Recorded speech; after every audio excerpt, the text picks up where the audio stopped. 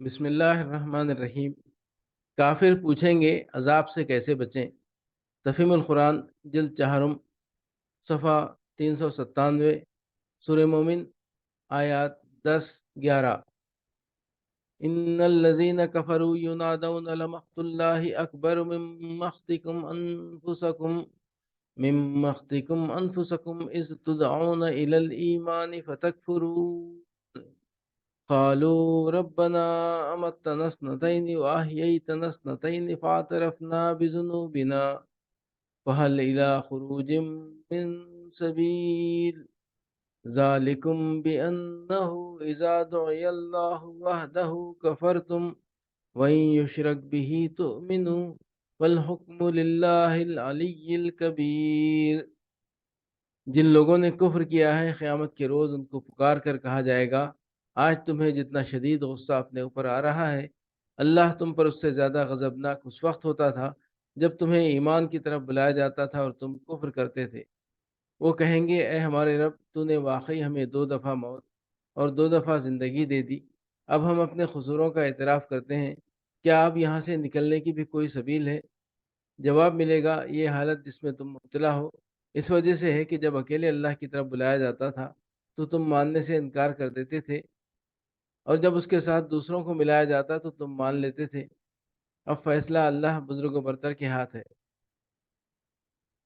जब तुम्हें ईमान की तरफ बुलाया जाता था और तुम कुफ्र करते थे, यानी कुफ़ार जब क़यामत के रोज़ देखेंगे कि उन्होंने दुनिया में शिर्क व दहरियत, इनकार आखिरत और रसूलों की मुखालिफत पर अपने पूरे कारनामे हयात की बुनियाद रखकर कितनी बड़ी हिमाकत की है, और इस हिमाकत की बदौलत अब वो किस अंजाम बद से दो चार हुए हैं, तो वो अपनी उंगलियां चबाएंगे और झुंझला झुंझला कर अपने आप को खुद कोसने लगेंगे।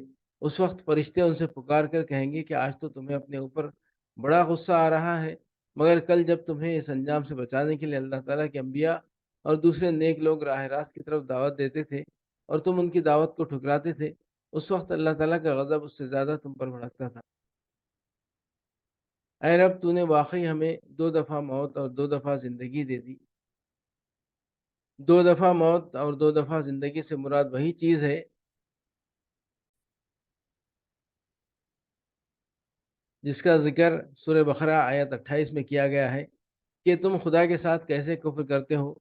जबकि तुम बेजान थे, उसने तुम्हें ज़िंदगी बख्शी, फिर वो तुम्हें मौत देगा और फिर दोबारा ज़िंदा कर देगा। कुफ़ार उनमें से पहली 3 हालतों का तो इनकार नहीं करते क्योंकि वो मुशाहिदे में आती हैं और इस बिना पर नाकाबिल इनकार हैं, मगर आखिरी हालत पेश आने का इनकार करते हैं क्योंकि वो उनके मुशाहिदे में अभी तक नहीं आई है और सिर्फ अम्बिया अलैहिस्सलाम ही ने उसकी खबर दी है। क़यामत के रोज़ जब अमलन वो चौथी हालत भी पेश आ जाएगी, तब ये लोग इकरार करेंगे कि वाकई वही कुछ पेश आ गया जिसकी हमें खबर दी गई थी। अब हम अपने कसूरों का एतराफ़ करते हैं, यानी हम तस्लीम करते हैं कि इस दूसरी ज़िंदगी का इनकार करके हमने सख्त गलती की और इस गलत नज़रिए पर काम करके हमारी ज़िंदगी गुनाहों से लबरेज हो गई। क्या अब यहाँ से निकलने की भी कोई सबील है? यानी क्या अब इसका कोई इम्कान है कि हमारे एतराफ़ गुनाह को कबूल करके हमें अज़ाब की इस हालत से निकाल दिया जाए जिसमें हम मुब्तला हो गए हैं? अब फ़ैसला अल्लाह बुज़ुर्ग व बरतर के हाथ है।